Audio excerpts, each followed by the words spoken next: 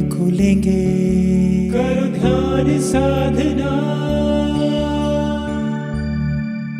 आइए सुनते हैं ऋषि भारद्वाज की कथा। चाणक्य ने लिखा है कि शास्त्रों द्वारा रक्षित राष्ट्र में ही शास्त्रों का अध्ययन संभव है। अर्थात किसी भी राष्ट्र के लिए यह अत्यंत आवश्यक है कि वो शक्ति संचय करे ताकि आंतरिक और बाहरी शत्रुओं से अपनी रक्षा की जा सके। इसके अतिरिक्त और कोई रास्ता राष्ट्र की सुरक्षा तथा उन्नति का नहीं है। जो राष्ट्र राजनीति में अहिंसा, सत्य और सहनशीलता को अपनाते हैं, वे किसी समय भी धर्मांध, लोभी तथा अपने राज्य के विस्तार के इच्छुक शक्तिशाली शासकों द्वारा ध्वस्त किए जा सकते हैं, जैसा कि संसार में प्राय होता रहता है। वैदिक काल में चायमान, अभ्यावर्ती और प्रसोतक नामक दो राजा हुए हैं। ये दोनों राजा बड़े ही धर्मात्मा, उदार तथा प्रजा का पालन करने वाले थे। प्रजा का हित तथा उनका सुख और शांति ही इन दोनों राजाओं का उद्देश्य था। वे नित्य किसी न किसी धार्मिक कर्म में व्यस्त रहते थे। यज्ञ, जप, तप निरंतर चलते रहते थे। दोनों राज्यों की सीमाएं एक दूसरे से मिली हुई थी, लेकिन उनमें आपस में इतना मेलजोल था कि कभी किसी प्रकार का भी सीमा संबंधी या अन्य कोई मतभेद पैदा नहीं हुआ था। दोनों राज्यों की प्रजा भी आपस में खूब मेल मिलाप से रहती थी तथा एक दूसरे के साथ व्यापारिक एवं सामाजिक बंधनों में बंधी निरंतर उन्नति कर रही थी। परिणाम स्वरूप शांति व्यवस्था के कारण खूब धन्य धान्य से संपन्न थी।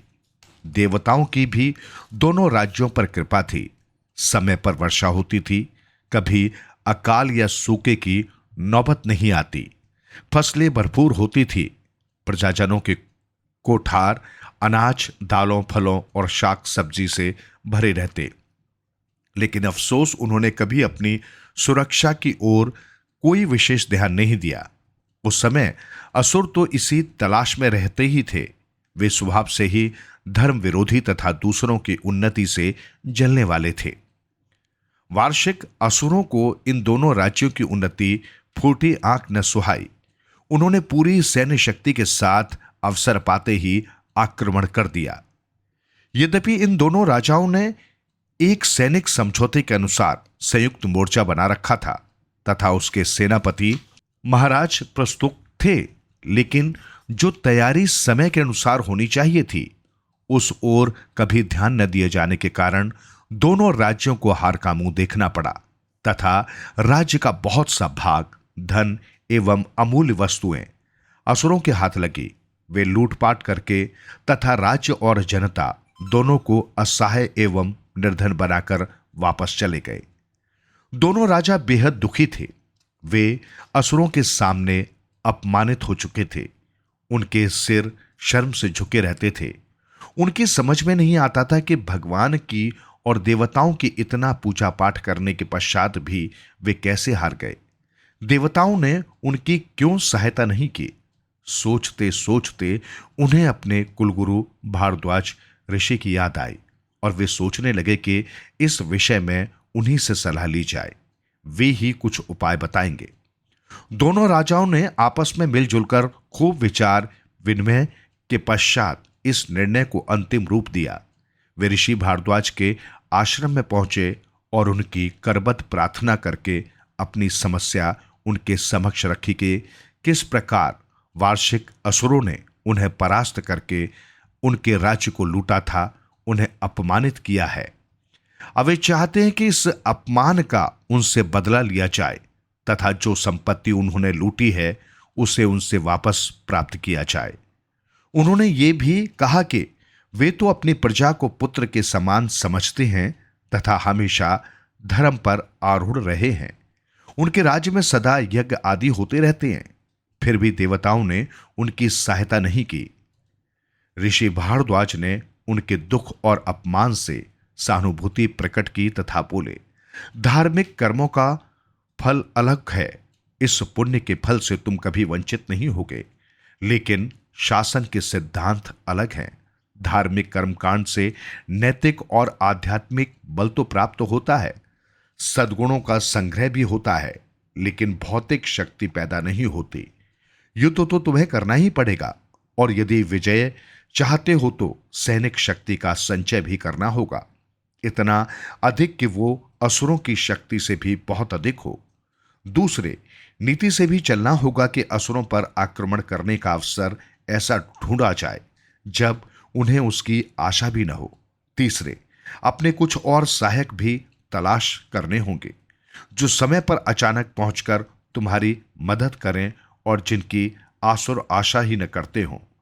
इन तीनों कार्यों में भी तुम्हारी सहायता करूंगा। मेरा पुत्र तुम्हारे पास आएगा। वो अस्त्र शस्त्रों के विषय में अत्यंत निपुण है। वो युद्ध से संबंधित समस्त अस्त्र शस्त्र तथा अन्य सामग्री को मंत्रों द्वारा अभिसिंचित करके अमोघ बना देगा। मैं तुम्हें असुरों पर आक्रमण करने का निश्चित समय बताऊंगा और देवराज इंद्र को तुम्हारी सहायता के लिए तैयार कर दूंगा। दोनों राजा अत्यंत प्रसन्न हुए, अपने अपने राज्य में वापस लौट आए तथा ऋषि भारद्वाज के आदेश की प्रतीक्षा करने लगे।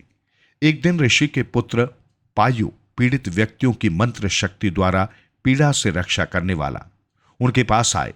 दोनों ने उनकी भेंट पूजा सहित श्रद्धा पूर्वक परंपरागत ढंग से स्वागत किया तथा प्रार्थना की कि वे शीघ्र ही उन्हें उस अपमानजनक जीवन से उबारें।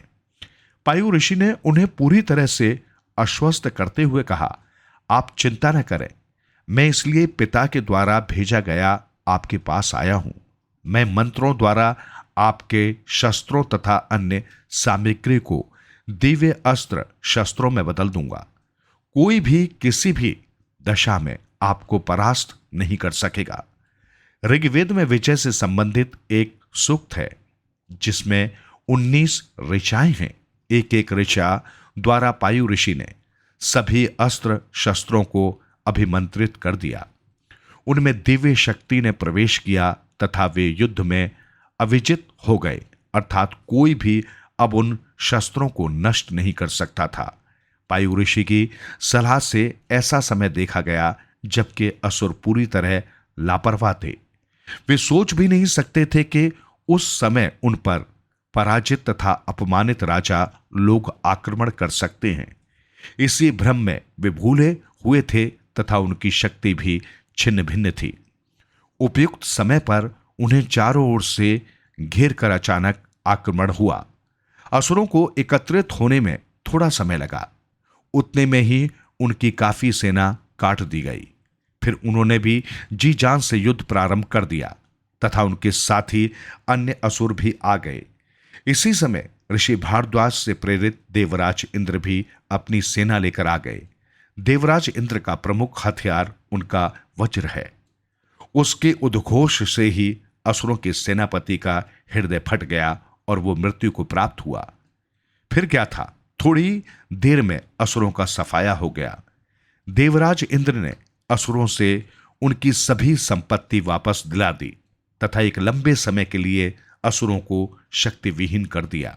बचे कुचे असुर जान बचाकर भाग खड़े हुए तथा इधर उधर जाकर छिप गए। देवराज इंद्र अपने लोक को चले गए तथा दोनों राजाओं ने ऋषि भारद्वाज के आश्रम में पहुंचकर वापस ली गई सारी संपत्ति उनके चरणों में रख दी तथा प्रार्थना की कि वे उसे आश्रम के हितार्थ स्वीकार करें। उन्हें हमेशा के लिए ये शिक्षा मिली कि अपने राज्य तथा राष्ट्र की रक्षा के लिए प्रबल सैन्य शक्ति का होना अत्यंत आवश्यक है।